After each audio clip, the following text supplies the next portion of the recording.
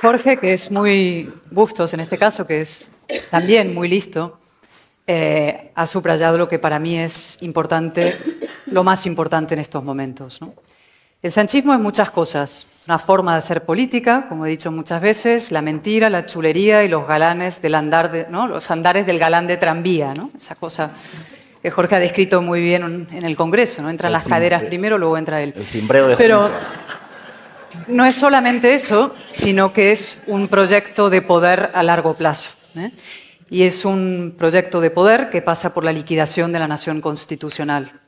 Es un proyecto que viene de lejos, lo empezaron los nacionalistas, no vamos a irnos para atrás, o podemos luego en la conversación, luego vino Zapatero, que fue muy importante en esta quiebra del rumbo del Partido Socialista, y ahora está en marcha, en plena marcha. No tenemos un gobierno español en sentido estricto, lo que hay es un proceso en marcha, como digo, de desguace del Estado y liquidación del orden constitucional. La legislatura pasada ya vimos hitos importantes y terribles en ese proceso: blanqueamiento de Bildu, la rebaja a la malversación, la derogación de la sedición, los indultos a los golpistas, la agitación del guerra-civilismo, la memoria antidemocrática, la demonización de la oposición, los ataques civilinos o no tan civilinos a la corona. Es decir, todo esto forma parte de un proceso, pero ahora estamos realmente metidos en el momento álgido, que es con la amnistía, que es un golpe, digamos, al Estado, liderado ahora por el Partido Socialista, de deslegitimación del Estado constitucional y democrático español, ¿no? Pero frente a eso, claro, la pregunta es, la gente dice, bueno, ¿y qué va a pasar? ¿Qué es el siguiente paso, no? Probablemente una especie de autodeterminación disfrazada de algo, la lidera lo que yo llamo el Sherpa de la mutación constitucional, que es un señor llamado Zapatero. Él va liderando, el otro día se fue a La Vanguardia, donde si no, a explicar esta operación de mutación constitucional. Dijo, Cataluña tenemos que en esta legislatura por fin reconocerle su identidad nacional, su derecho de autodeterminación, ¿no? Y también más allá en el horizonte, me atrevo incluso a decir, y esto hay gente que me dice, eres una agorera, pero yo creo que hay un sector de la izquierda que ya está pensando en eso, intentar incluso plebiscitar las próximas elecciones generales para que no se elija gobierno, sino régimen. Es decir, intentar ganar contra la corona lo que perdieron contra la Constitución, sin darse cuenta de que corona y Constitución son lo mismo. Corona y democracia son indisociables. Esto es lo que ellos están haciendo. Pero la pregunta es, y la clave es, ¿qué tenemos nosotros? Los demócratas, los constitucionalistas, los que de verdad nos identificamos con los valores de la libertad, de la igualdad, incluso la fraternidad en el sentido más estricto de solidaridad entre personas y territorios, ¿no? Y ahí es donde yo digo, y les digo a Bolaños y compañía y a Sánchez y compañía, pierdan toda esperanza. Porque nuestro Estado constitucional y democrático de derecho tiene diques de contención y son poderosos. Uno de ellos es la justicia, y aquí tenemos a María Jesús y a tantos magistrados y jueces movilizándose. El otro día 5.500 jueces, ¿no?, firmaron un comunicado. La justicia va a cumplir con su obligación de defender los derechos constitucionales. Está Europa, de la cual podemos hablar luego. El señor Bolaños dijo, montó un bulo enorme, uno de sus tantos bulos. La Comisión de Venecia avala por completo la ley de amnistía. Eso es falso. Y yo estoy segura que los recursos ante el TJUE van a funcionar y que Europa va a tratar a España como se merece ser tratada. Es decir, nuestra democracia no es peor calidad que la polaca o la húngara. Es decir, si hay problemas con nuestra democracia, Europa también tiene que subrayar los problemas que tiene nuestro Estado de Derecho y nuestra democracia. En tercer lugar, hay una oposición política en el Parlamento, fuerte y decidida. Hay comunidades autónomas, una de ellas decisiva es esta, dispuestas a defender el orden constitucional, y hay movilización en la calle. Estos son nuestros cuatro diques, cuatro esenciales diques de contención del sistema, y nuestra obligación es movilizarlos, fortalecerlos y lanzarlos al ruedo, ¿no? Y voy a acabar con esta reflexión vinculada a lo que tú decías, ¿no? Mi faceta más amable, si quieres, ¿no? Sí, la verdad a veces no es amable, pero es la verdad. Y los ciudadanos tienen que saber la verdad, no se les puede ocultar, ¿no? Pero lo digo siempre y lo quiero repetir hoy, ¿no? El sanchismo es sobre todo una forma de pesimismo, ¿eh?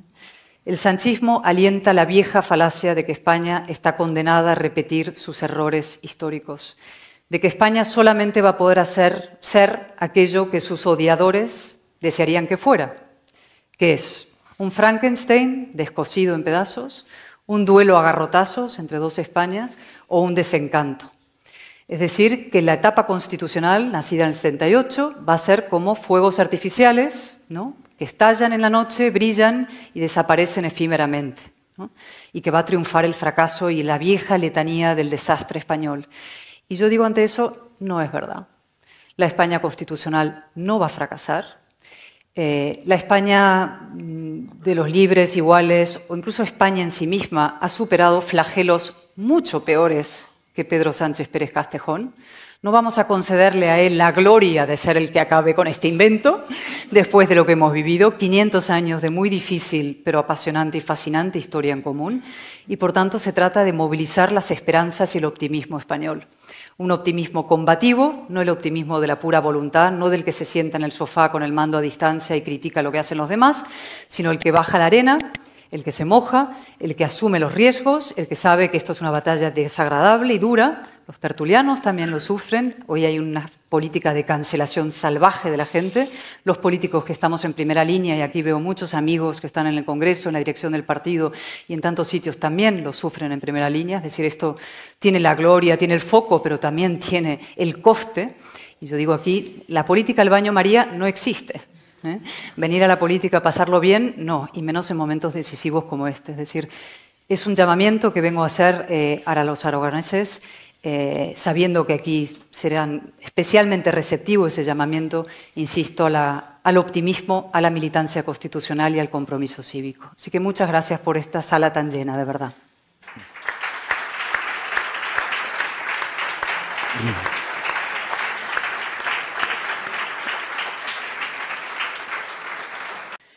Vamos a intentar desbrozar el paisaje, ¿no? Sánchez, como no puede gobernar por adhesión, gobierna por odio.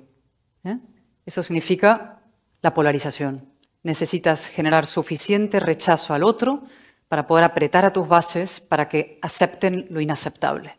Por ejemplo, la amnistía. Eso es una vieja táctica de los populistas del 3 al 4. Yo siempre digo que el populismo es el atajo de los mediocres, porque movilizar a la gente con las vísceras es fácil. Para movilizar a la gente con la razón hay que valer. Y él practica el populismo más salvaje y de manual. Generar suficiente odio en la sociedad. La política del muro que dijo, si es que lo hizo explícito. Ahora habla de la reconciliación. Es un señor que en su debate de investidura dijo, yo vengo aquí a levantar un muro contra la otra mitad de España. ¿Pero de qué reconciliación estás hablando? Su proyecto es la discordia. Su proyecto es guerra civilista, y perdónenme el término y la palabra, suena muy fuerte, pero lo es volver a las dos Españas para justificar todo, que él pueda seguir en el poder con las personas, partidos que buscan la destrucción de las libertades y del orden constitucional, ¿no? Con lo cual eso es una estrategia. Y ahora vamos a lo que tenemos que hacer nosotros es levantar las palabras como un TEDx y ver qué hay detrás. La palabra reconciliación. ¿Qué hay detrás de la palabra reconciliación? La amnistía para la reconciliación. ¿Cómo? No, lo que hay detrás de la palabra reconciliación es un sometimiento a la hegemonía nacionalista. Completamente, una claudicación a los objetivos nacionalistas. ¿Qué reconciliación cuando salen Turull, Esquerra, Puigdemont y todos diciendo vamos a la autodeterminación, por fin tenemos la amnistía y ahora el siguiente paso es la independencia? ¿Pero de qué reconciliación estás hablando, Bolaños? Es que no nos tomes a todos por idiotas, ¿no? Puedes repetirlo 150 veces y habrá parte de sus filas que se aprieten y digan es verdad, pero la inmensa mayoría de españoles no. Y por eso mi mensaje también, y vuelvo a la esperanza, no se atreve a convocar elecciones. ¿Por qué no se atreve a convocar elecciones? Si la reconciliación es tan imprescindible, la amnistía es maravillosa, es lo mejor que le ha pasado a España en 40 años, vamos a pacificar el país definitivamente, ¿por qué no los lleva a las urnas? Porque sabe que la mayoría está en contra. Y una rotunda y contundente y enorme y esperanzadora mayoría española está en contra. Y luego algunos puntos más, perdonadme, pero que me han ido suscitando lo que habéis ido diciendo unos y otros, ¿no? ¿La amnistía qué es? Es verdad, es igualdad, es inconstitucional, esto es corrupción. Es una operación, una transacción corrupta sin precedentes en la historia democrática. De ningún país. Bolaños se pasa el día diciendo hay precedentes, amnistías en otros países, en el texto de la ley lo ponen. Mentira, claro que hay amnistías en otros países. Lo que nadie jamás, nunca en la historia ha hecho es un político borrar delitos de otros políticos para comprar la investidura. No existe. Ha comprado 450.000 millones de euros, que es lo que manejan los presupuestos generales del Estado. Esa es la cifra de su corrupción. Y luego nos da lecciones de corrupción a los demás, ¿no? Segundo, la amnistía se aprobará, porque el Parlamento puede aprobar, no sé, vamos a matar a las rubias. Bueno, venga, lo pueden aprobar, pero no se va a aplicar. No se va a aplicar. Y es más, digo una cosa aquí que, en fin, se dice, ¿no? Todos sabemos la trayectoria, nos conocemos unos a otros, ¿no? También Cándido Conde Pumpido conocemos su trayectoria, la toga, el polvo, estas historias, ¿no? Ahora bien, es tan flagrantemente inconstitucional la ley, es tan cruda y bárbaramente inconstitucional, que ni aunque el Tribunal Constitucional estuviera presidido por un híbrido de Zapatero, Dolores Delgado y, si quieren, Félix Bolaños, podría declararla constitucional. Hasta ahí llega mi confianza inmensa en la justicia, no solamente europea, sino española. Otro asunto más, y dos breves. Europa, ¿no? ¿Por qué la confianza en Europa? No, es verdad, ¿no? Europa no se ha portado siempre bien. Es decir, la condescendencia europea respecto a lo español sur de los Pirineos, que decía Giscard d'Estaing, es antigua, ¿no? Pero nosotros tenemos que explicar que esto no es un asunto español. No es un asunto interno de España, como se dice. El separatismo, asunto... No, es un asunto europeo. Aquí se juegan los valores sobre los que se fundó la Unión Europea. La Unión Europea se construye contra el nacionalismo, sobre los millones de muertos que provocó el nacionalismo en el siglo XX, que fueron muchísimos millones. Se construye sobre los valores del Estado de Derecho y la democracia. Y si el Estado de Derecho y la democracia fracasan, o se estrellan, o se erosionan en España, eso afecta a toda la Unión en su conjunto. Y ni os cuento si eso se hace para disgregar un país, para segregarlo en pedazos. Esto rompe la unión entera, no rompe simplemente, ¿no?, la unidad sacrosanta española y estas cosas. No, rompe la idea de Europa en su base y en su esencia. Y ya por último, ¿qué tenemos que hacer nosotros, ¿no? Frenar y revertir. Es decir, hacer lo imposible para hacer descarrilar el proceso, y vamos a hacer descarrilar el proceso, y hay un ciclo electoral por delante que es crucial. País Vasco, que va a ser difícil. O sea, Otegi tiene posibilidades de gobernar el País Vasco, disfrazado de partido vegano, feminista, guay, etcétera, pero no, un proyecto marxista, totalitario, destructivo, que no condena el asesinato por Manuel Jiménez Abad, entre otros. Eso es lo que está en el País Vasco. Y en Cataluña, 3/4 de lo mismo, un proyecto de secesión que aplasta la otra mitad de Cataluña. Nuestros compatriotas constitucionalistas que han vivido a la intemperie durante 40 años, es verdad, no suficientemente protegidos por el Estado y por los partidos nacionales, y a los que debemos apoyo, amparo, protección, legitimación, presupuestos, presencia, prestigio y poder, todo lo que no han tenido, ¿no? Esa otra mitad de Cataluña a la que tenemos que defender. Frenar, por tanto, el proceso, elecciones europeas decisivas y luego revertir. Y ya por resumir, revertir, ¿qué significa revertir? ¿Se puede revertir la amnistía? Bueno, hay un país donde se ha hecho. Ya veremos lo que podemos poner en marcha aquí. Pero sobre todo necesitamos poner en pie un proyecto político alternativo para toda España que haga dos cosas. El fortalecimiento del Estado, independencia del Poder Judicial, que los jueces elijan a los jueces, por favor. Ahí podemos debatirlo, bueno. Independencia del Poder Judicial, dignificación del Parlamento. Aquí hay varios que somos diputados ahora. Es una cochambre lo que está pasando en el Parlamento. Es una auténtica vergüenza. Eso destroza la confianza de los ciudadanos en la política y el parlamentarismo y en sus instituciones. Dignificación del Parlamento, limitación del poder cesarista del Ejecutivo, cuya invasión sobre los demás poderes es asombrosa. Tiene una correa humillada de transmisión al frente del Congreso de los Diputados. No he visto un espectáculo igual. Yo pensé que con Batet lo había visto todo y os aseguro que esto lo supera por completo. Ataques a los jueces desde la tribuna del Congreso, nadie dice nada, nadie le llama al orden. Es decir, Parlamento, Ejecutivo, limitación de eso. Y una última cosa que creo que Aragón aquí tiene un papel fundamental que desempeñar. Después de 40 años de potenciar, subrayar, destacar lo que nos distingue y diferencia a unos españoles de otros, tenemos que empezar a subrayar, distinguir, resaltar lo que tenemos en común. Porque es muy fácil ver lo que tenemos distintos unos de otros, color de piel, la religión, la lengua, los acentos, ¿no? Un murciano, nada que ver con un gallego, ¿no? Un vasco no tiene nada que ver con un catalán, ¿no? Pero ver lo que tenemos, no hay nada más decente y más valioso y más moderno que ver lo que los ciudadanos tenemos en común.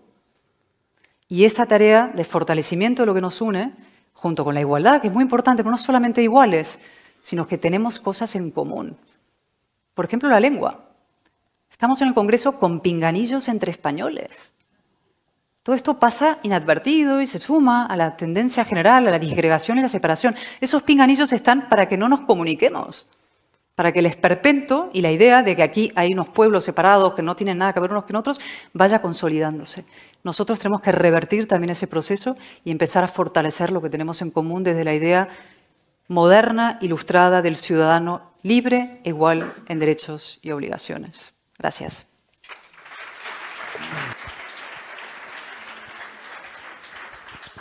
Cayetana, te tengo que preguntar por las dos siguientes citas electorales que afronta tu partido, el Partido Popular, el País Vasco y Cataluña. Estamos conociendo algunas encuestas últimamente y uno de los asistentes pregunta efectivamente qué tiene que hacer el PP para tener un papel más relevante en estas dos comunidades donde parece que el nacionalismo como que emana de los montes, como si fuera algo natural, tienen que ser nacionalistas. Y como el Partido Popular tiene un discurso nacional, no nacionalista, pues entonces está abocado a no tener un papel fuerte en estas dos comunidades. ¿Cuál es la estrategia para pelear dos citas electorales donde parece que aunque va a subir, en todas las encuestas lo da, sin embargo, la hegemonía nacionalista parece imbatible? No, combatirla. El problema es que el nacionalismo en España ha sido quien ha repartido los carnés de centrismo y moderación durante años. Eso es probablemente fruto de nuestra historia reciente, pero eso es lo que yo llamo el tablero inclinado que mencionabas antes, ¿no? O sea, el tablero inclinado de la política española está así, la izquierda y el separatismo están en el nacionalismo, están en la parte alta del tablero, los demás estamos en la parte baja, entonces jugamos siempre en desventaja cultural, mediática, etcétera, ¿no? Entonces vamos arrastrando nuestra roca a cuestas, a veces llegamos al gobierno, pero pocas veces el poder porque no trabajamos para nivelar el tablero. Esto es la batalla ideológica y cultural. Y esa tiene que empezar por la deslegitimación profunda del nacionalismo y explicar que el nacionalismo, como en otros países de Europa, tú dices, hay un nacionalista, dicen, uff, un reaccionario. Aquí un nacionalista o un progresista. Entonces, es que eso es la médula, ¿no? El origen del problema. Y entonces, ¿qué tenemos que hacer nosotros? Pues levantar alternativas constitucionalistas combativas en todo el territorio nacional, un proyecto para toda España y muy singularmente en los territorios donde el nacionalismo ha cuajado y por tanto la democracia es más frágil, que son el País Vasco y Cataluña. País Vasco, claro, nos mataban. Entonces, como nos mataban era muy difícil, especialmente, ¿no? Y en Cataluña se instaló lo que Tarradellas, un gran hombre, un gran estadista, un gran catalán, un gran español, llamó la dictadura blanca. ¿No? La dictadura blanca del nacionalismo se instaló, se permeó, se creó la tiranía del consenso. Siempre ha habido en Cataluña durante décadas un consenso absoluto de que la hegemonía era absolutamente nacionalista, ¿no? Para ser un disidente estabas en la clandestinidad más total. Y el proceso ha tenido una virtud, o tuvo, o ha tenido, tiene una virtud, que es que hizo aflorar la otra mitad. Rompió Cataluña en dos y por fin se vio que existía otra mitad. Una mitad tolerante, demócrata, luminosa, como digo, que acepta la neutralidad de las instituciones públicas, que arranca lazos amarillos no para colocar lazos verdes o azules o rojos en su sitio, sino porque el espacio público tiene que ser neutral. Pues esa mitad floró con el proceso. Y nuestra obligación, yo creo ahora como partido, como demócratas, es dar a esa mitad fortaleza, presencia, insisto, y ánimo y instrumentos intelectuales, morales y políticos para ser cada vez más fuertes. No vas a hacer desaparecer el nacionalismo. El nacionalismo existe en el fondo oscuro atávico de los seres humanos. Venimos de tribus, ¿no? El odio, el diferente, la envidia, todas estas cosas, la xenofobia, eso está, lamentablemente, forma parte del cableado genético de los seres humanos. Pero tenemos que empujarlo hacia atrás, es decir, que crezca la mayoría constitucional. Y eso pasa por una cosa esencial en Cataluña ahora, que es desmontar el mito del Partido Socialista de Cataluña. El PSC no es un partido constitucionalista, es el gran blanqueador del nacionalismo. Como dijo Nicolás Redondo hace un par de noches en un acto que fuimos, éramos 4 gatos, debo decir, era un homenaje a un libro que se publicó hace 30 años titulado Extranjeros en su país, de Antonio Robles, escrito en la época de la dura clandestinidad en Cataluña, y Nicolás dijo, el PSC es lo peor, es decir, el PSC son la retaguardia criptoseparatista, son los verdaderos blanqueadores, se dicen de izquierdas para blanquear la xenofobia, es lo peor que hay. Entonces, muchos bien pensantes dicen, vamos a votar a Illa porque es el menos malo, es el constituyente. No. Nosotros tenemos que ir a por Illa. con toda nitidez y demostrar que ellas son los que los Illas de la vida, que parece Clark Kent, va con cara de bueno, no ha roto un plato en su vida, son realmente los que están legitimando, haciendo avanzar, liderando el proceso separatista. Y una cosa más. Aprovecho que está Roberto aquí, al que le doy la enhorabuena por el 155. Mira, nos dicen, el otro día Pache López, que no puede gritar más desde la tribuna. Digo, pero calla, hombre, lo puedes decir lo mismo más bajo, no hace falta gritar, ¿no? Gritando a voz en grita el relato suyo, que es vosotros al Partido Popular os hicieron 2 referéndums y una declaración de independencia. Digo, sí, no al PP, a España. Y lo que nos preocupa es que vosotros nos hagáis el tercero. Eso es en lo que estamos, en los que ellos puedan hacer la famosa mutación constitucional a través de un referéndum, una consulta disfrazada de lo que fuera, ¿no? Y hay que explicar, frente a lo que ellos dicen de que ustedes no tienen alternativa, el PP no tiene alternativa en Cataluña, solo la cárcel y la ilegalización de partidos y el 155. Te sueltan eso, no hay alternativa. Sí hay. Hay una alternativa que es la que nunca se ha ensayado de verdad y a fondo y de manera sostenida en el tiempo, ¿no?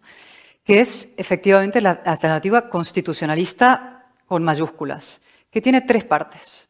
Desplegar el Estado allí donde se ha replegado, y ahora hay problemas para llenar las plazas judiciales, por ejemplo. Los jueces no quieren estar en Cataluña, y los fiscales, porque el Estado se ha ido replegando de Cataluña. Policía y Guardia Civil tienen graves problemas ahí. Tenemos que desplegar el Estado, tiene que haber presencia del Estado en todo el territorio porque garantiza la igualdad, que los vulnerables estén protegidos frente a los poderosos, ¿no? Porque el Estado, una cosa represora, ¿no? El Estado lo que garantiza, fíjate, los liberales defendiendo el Estado, ¿dónde acabamos? Fíjate. Y la izquierda destruyendo el Estado, fíjate. Bueno, desplegar el Estado. 2, deslegitimación radical del nacionalismo como idea maligna y reaccionaria, que es lo que es, tribalista, que distingue a los seres humanos en función de etnia, de lengua, lo que fuera, que discrimina a la otra mitad. Y lo tercero, eso que yo decía hace un momento, de afirmar, es decir, dar a los constitucionalistas, a esa otra mitad, lo que no han tenido, que es presencia, prestigio, poder y presupuesto, dinero. Tenemos que invertir España, como militantes de la democracia, en la otra mitad. No hemos invertido. Las asociaciones constitucionalistas en Cataluña, en fin, son héroes. Montan manifestaciones con 2 duros, pidiéndole 5 euros a uno, 3 euros al otro, montan actos. La sentencia del 25%, una población que habla mayoritariamente el castellano, se consiguió gracias a una pequeña y modestísima asociación de padres de familia que dijeron, no, nuestros hijos tienen derecho a aprender en la lengua oficial del Estado y en su lengua materna. Y lo consiguieron ellos, sin apoyo de nadie. Y eso no puede ser.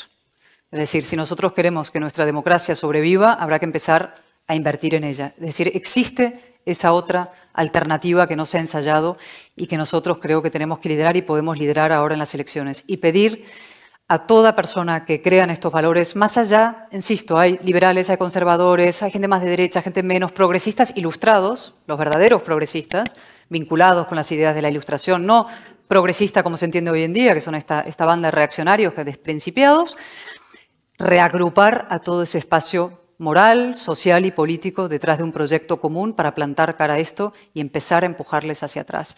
Esto no se va a resolver de la noche a la mañana, pero se va a resolver. Y una última cosa sobre el PSOE, ¿no? Decía el presidente, bueno, 2 años, 3, yo te digo lo mismo, a mí me da igual, o sea, yo no estoy pensando, la bola de cristal no la tenemos. La historia se va a hacer en función de lo que hagamos nosotros cada día. ¿Vale? Depende de lo que nosotros hagamos, la legislatura puede durar 1 año, 2 o 20. Ojo. O sea que lo que tenemos que trabajar es para una derrota contundente de Sánchez y del PSOE en las urnas. Cuando toquen, si es en 3 años, 3 años, en 1, pero una derrota de tal calibre y tal naturaleza que el PSOE se vea obligado a elegir entre extinción o refundación. Y que surja un nuevo líder, como surgió en su día Felipe González, y haga un nuevo congreso de Suresnes. Y así como Felipe González rompió con el marxismo para poder aspirar a tener un partido hegemónico en España y lo consiguió, un nuevo líder socialista, que probablemente no ha nacido todavía, pero en algún lugar estará, romperá con el guerra civilismo y con el separatismo, que son los 2 flagelos a los que se ha abrazado. Y cuando eso suceda, bien, tendremos el otro pilar del sistema. Pero entre tanto es nosotros, nuestra obligación y nuestro proyecto. Y yo tengo muchas esperanzas y lo digo de verdad. Bueno.